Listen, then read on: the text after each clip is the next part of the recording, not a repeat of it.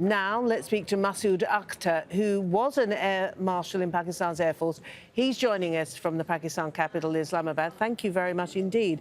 The Indians then are quite specific. They're saying that the ISI, Pakistan's intelligence agency, has got a direct hand in this attack in which so many Indian paramilitary forces were killed.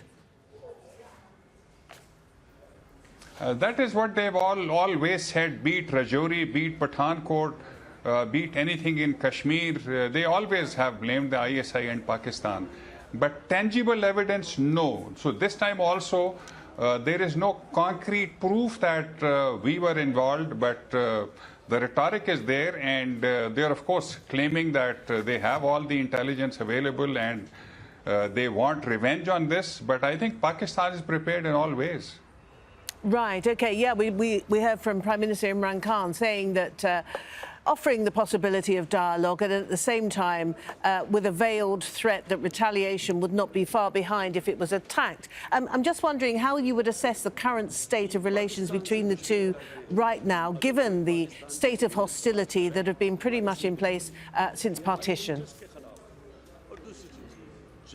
Of course, not good at all, despite the fact that Prime Minister Imran Khan made all kinds of overtures, opened the Kartarpur corridor, did all things, but I think they are going into elections. There are other domestic reasons for which they are resorting to such rhetoric. Till last evening, I did not monitor anything like going to an all-out war, but today there are some indications. And Prime Minister Imran Khan must be having more intelligence than what I have. Besides the rhetoric from India, I think India will not go all out because this could quickly escalate into something unfortunate, which is unconventional weapons. And the first world will not let it happen. If, God forbid, a thing like that takes place, all American policy will go for a 6 in Afghanistan, and they will never let that happen. Right. So India has a few smaller options that they will resort to. It was 2016, wasn't it, that India resorted to what it called surgical strikes inside Pakistan. Is that the kind of response that you would expect from India on this particular occasion? The best bet for them is what their ex-chief General Bikram Singh said. Use the proxies, hit places in Pakistan like Murid Ke, Bahawalpur, Multan, and especially Baluchistan, because that is our Achilles heel.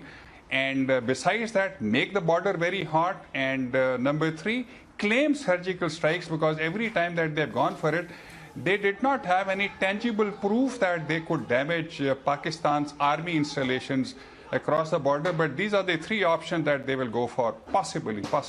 And nonetheless, I mean, there remains the danger, doesn't there, that Pakistan and India could almost inadvertently, accidentally tip into war. I'm wondering, can you hear me, Masood Akhtar? Yes, I can hear you now. I was just wondering how far the possibility exists of their almost inadvertently, these two sides, of course with nuclear weapons, could slip in to a war. Very little. I think because Pakistan has, number 1, kept its doctrine under secrecy as to what we are going to do, nuclear doctrine. Number 2, the nuclear threshold is very vague, which nobody knows where the nuclear threshold is going to take place. So Indians also know this. Indians also know that they cannot risk anything which can escalate quickly into the nuclear realm. Pakistan doesn't want it, India doesn't want it, China doesn't want it, Russia doesn't want it, but most important, America doesn't want it. So I think very little likelihood of a thing like that happening. All right. Masood Akhtar, thank you very much indeed for taking the time to talk to us.